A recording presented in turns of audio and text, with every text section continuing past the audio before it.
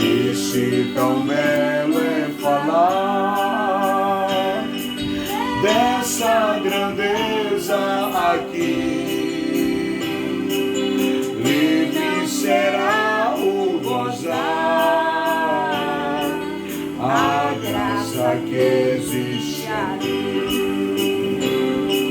Sim, eu confiarei por essa terra de areia, e lá terminarei as muitas lutas de aquém. Lá está meu bom Senhor, a qual eu desejo ver.